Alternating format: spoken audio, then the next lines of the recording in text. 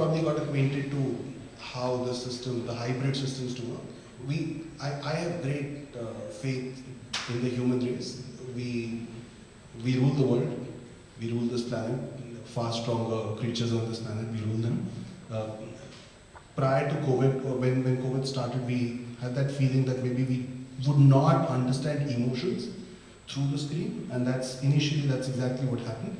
But I think subsequently I think today when we talk on the screen, it's pretty similar to how we perceive each other when we meet physically. And therefore I think it's only a matter of time. Hybrid is going to work. Thanks, Rajat, for actually telling about a cultural change, because I think that is the need of the hour. So Prasanth, just wanted to understand from your perspective, do you see any areas of improvement with respect to online, which you as an in-house counsel can recommend? Because rightly said by you that you are on the other side and somebody else is appearing on behalf of your organization, because you are actually a client or an authorized signatory of a client. So from your thought process. See, being a GC or being a company's representative as a client, so we always think that how to save the cost of the company, right, during the litigation. However, the online hearings are definitely going to save the lots of cost, human efforts, efficiency, and so many things. But again, as I mentioned, it's will take time that the traditional method tend to the online methods, so it's not easy task. However, Rajat has slightly disagree, but the factual data is at the remote village or the remote areas or the district level, there are hundreds of districts wherein it's a factual thing that you will not get the connectivity, though we are saying that the WhatsApp calls or the other things are there, but ultimately the judiciary is not going to work on these calls or anything. So we need to have the proper systems. However, the hybrid system definitely are going to work in this.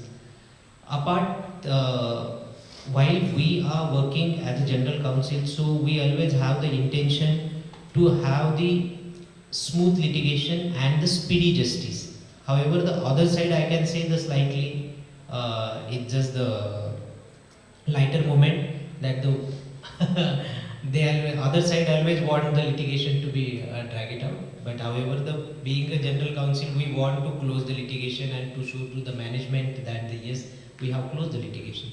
However, in online hearings, definitely are going to help for the companies as well, where we can close the litigations.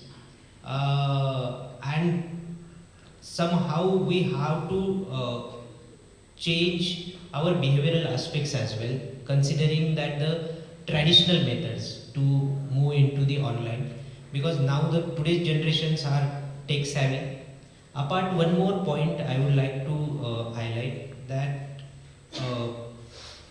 we need to have the one more subject in our universities to the upcoming generations, where the technology, legal technology per se, particularly, where we can at least address our concerns in terms of the technology related, because the coming world, as I mentioned, that the metaverse or the AI, so that is not going to be teach or to appraise to the students.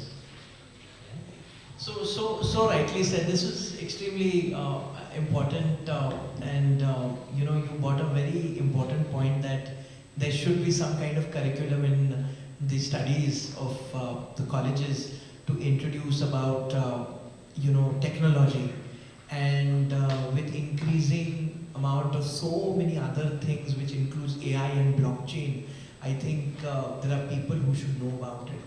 And very rightly said, Prasanth, that there is a need for improvement with respect to connectivity. I would also like to add that there is a need of education by the courts as well.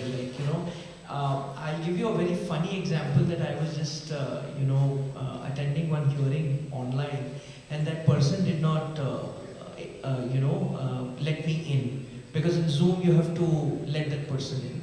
And then after 1 hour I was like, it was buffering, it was round and round, and the host will let you in, but at the end of the day, we got an order that the meeting got adjourned because the people did not present. So it is like, it's so irritating that sometimes, the culture we are trying to change, but I think the training is extremely also important to the courts as well. Because if the court does not function as what we expect them to be, it's very difficult to kind of, have a reciprocal, engagement as well. One more additional point, the advocates. When we are talking about the system, judiciary and everything, but really the advocates are also bit tech savvy.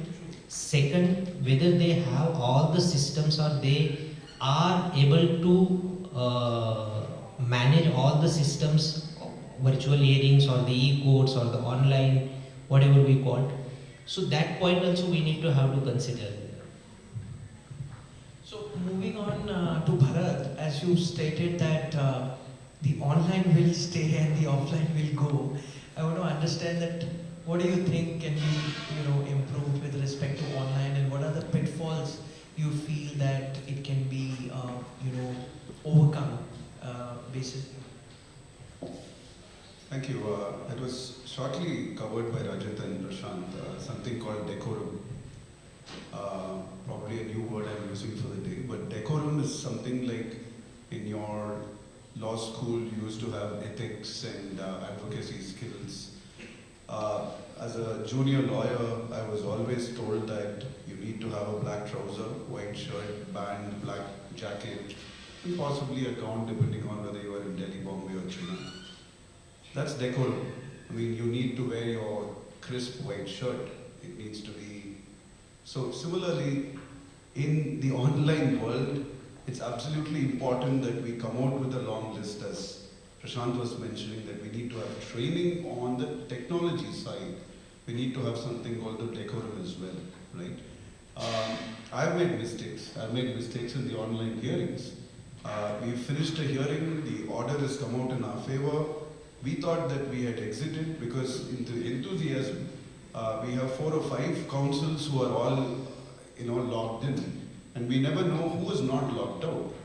But after the hearing is over, Justice Pratibha Singh's court, I still remember, very important landmark case, and about 20 different lawyers logged in, 10 from each side, always a losing side, but there's always a winning side too.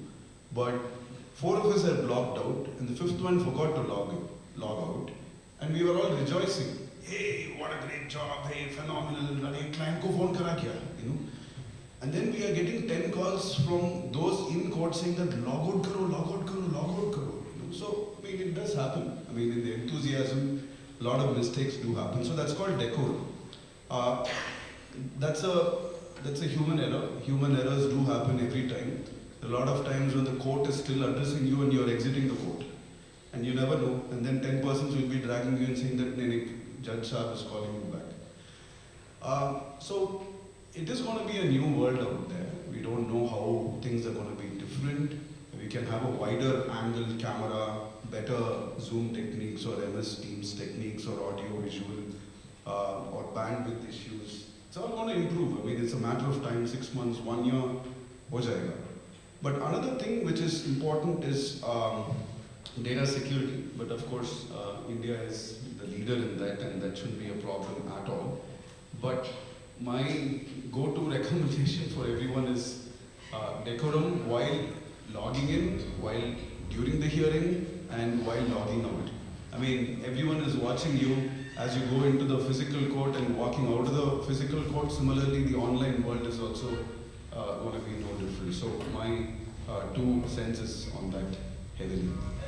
Just to also add, I think you didn't talk about, so decorum would also include, respecting the speaker, because I've seen so many people, they're not mute, and then, they talk, their personal stuff, and typically, it really creates a different environment in the court that you need to mute yourself. And I'm so sorry. I have to quickly share this.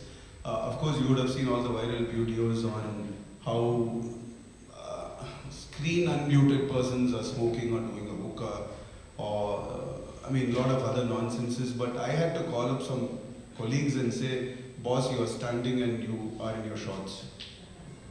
No, absolutely well said. So, a lot of things, all the panelists have spoken. Any questions anyone has, I'll be very happy to answer or take it to the team. Anything, if you have, please let us know.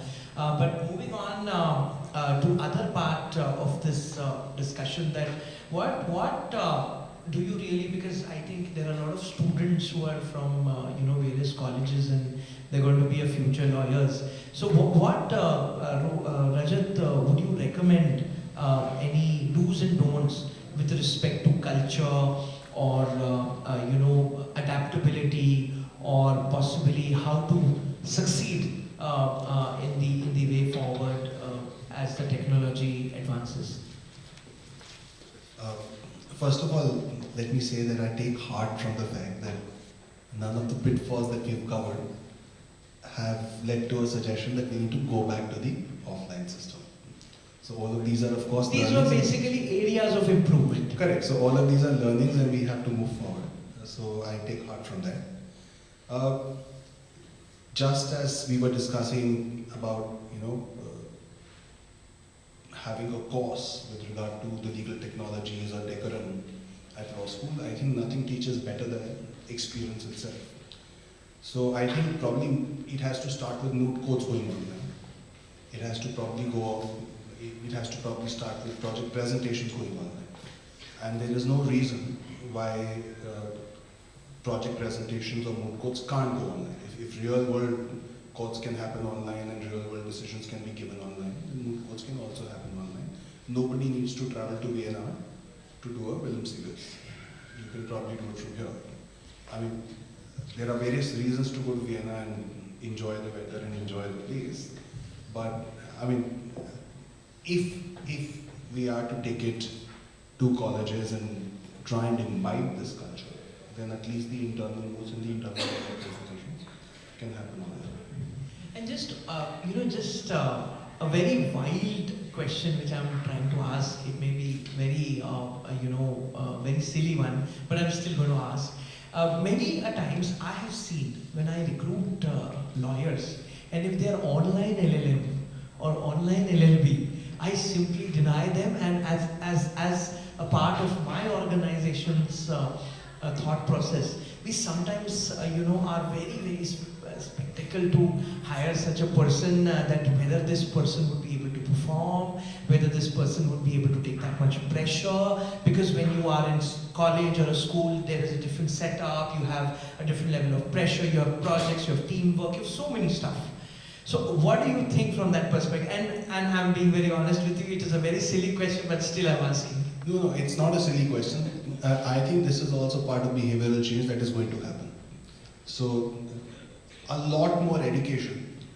See, even if you got into Harvard in 2019, you were given two options. Either to defer it, or in 2020 basically, you got in 2019 to start in September 2020, you were given two options. Either to defer it or to do it online.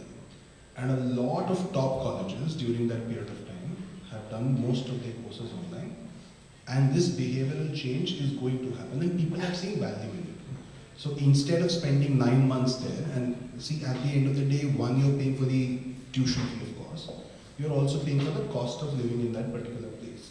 And these are expensive courses. Which is very expensive. These are generally expensive courses. To top it all,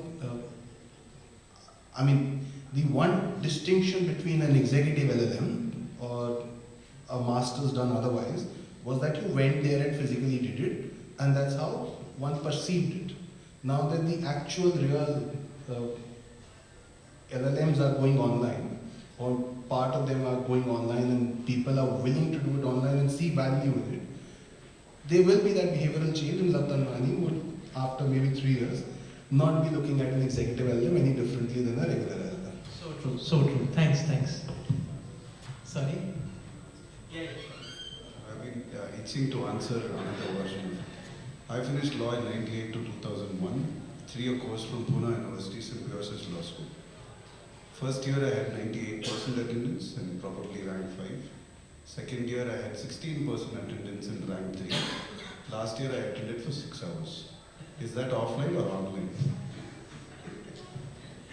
So I think, it's all about culture change. I think it's going to happen, and as Rajat stated, that online will stay, and the offline may go. And I think Rajat and Bharath also made a very very important point that I think 10 years back we had telephones as well as mobile, but today none of us. I think that's a culture change, and it's going to take time. And what you rightly also said, that we have not currently been able to see the value. I think the moment we start seeing the value, our thought processes will change. And to be honest with you, as you stated, that so many people have already done that online. So I think that is worth considering. Also taking from what Prasanth said, we probably need to look at online versus the debate between online versus offline in relation to the entire ecosystem of law, not only with regard to arbitrations or litigations. Today, Prasanth need not travel all the way to meet me for 15 minutes or 20 minutes, or if Love travels all the way from Pune to meet me for a particular matter, then his expectation is if he's taking a 2-hour flight in, spending 1 hour on the road, then probably, he'll need 2 hours from you. Even if somebody were to travel from somewhere in Delhi or Gurgaon and come to me, their expectation is they'll spend 45 minutes on the road. They will come and crib about the traffic for 10 minutes, then obviously we'll sit down, we'll have coffee. The entire conversation will spill over a 2-hour discussion, when what you need effectively from me is 15 minutes. And therefore, it saves cost for the company. It not only saves cost for the company, it saves your and my valuable time. And which I think we've not been able to put, sort of a monetary benefit to it as of now, but I think it will go a long way in how the GDP grows. And yeah, sustainability.